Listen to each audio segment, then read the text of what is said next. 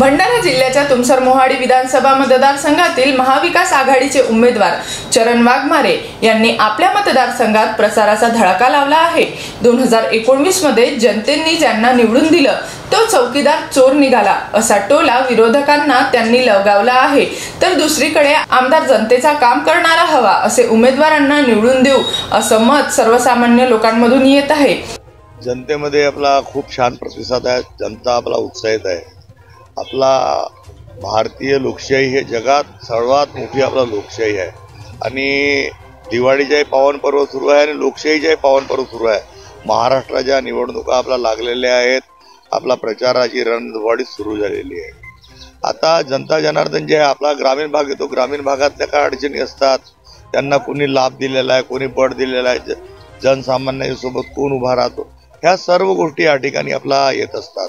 म्हणजे मागील 10 वर्षाच्या काळात आपल्या विधानसभा क्षेत्राचा काय विकास झाला नाही झाला, जनता जनार्दनाचा किती मान सन्मान झाला, आपला शासकीय योजनेचा लाभ कसा मिळाला, या सर्व गोष्टी आपला जनता जनार्दन आपला डोळ्यासमोर ठेवून आपला ते मतदान करत असतात। या सर्व गोष्टी आपला पुढे येतील।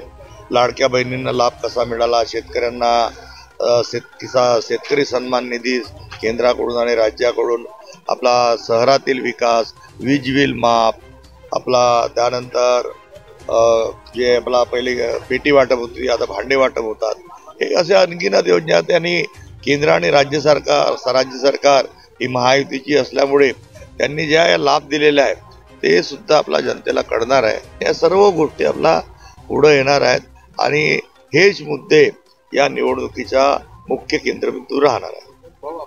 साली जे कामं केले त्या कामाची आठवण करून देत आहोत आणि ज्या जनतेच्या मतावर राजकारणावर निवडून आला त्यांनी स्वतःचा फायदा कसा घेतला हे सुद्धा जनतेला सांगत आहोत। या विधानसभा क्षेत्राच्या चौकीदार म्हणून ज्यांच्यावर आम्ही जबाबदारी दिली होती तो चौकीदारच चोर निघाला असल्यामुळे या चौकीदाराला बदलवण्याची गरज आहे असं आवाहन करत आहोत आणि माझ्या कामाचा परिचय देतो। तर दुसरीकडे तुमसर मोहाडी विधानसभा क्षेत्रात अजित पवार यांच्या राष्ट्रवादी काँग्रेस पक्षाकडून विद्यमान आमदार राजू कारेमोरे हे निवडणूक लढत आहेत, तर राष्ट्रवादी शरद पवार गटाकडून माजी आमदार चरण वाघमारे हे निवडणुकीच्या रिंगणात उभे आहेत। त्यामुळे 23 नोव्हेंबरला येणाऱ्या निकालानंतर कळेल की या मतदारसंघात कोणत्या राष्ट्रवादी काँग्रेस पक्षाचा विजय होते आणि माजी आमदारावर पुन्हा एकदा भारी पडतात काय की माजी आमदार विद्यमान आमदारांचा पराभव करतात हे पाहण्यासारखं असेल।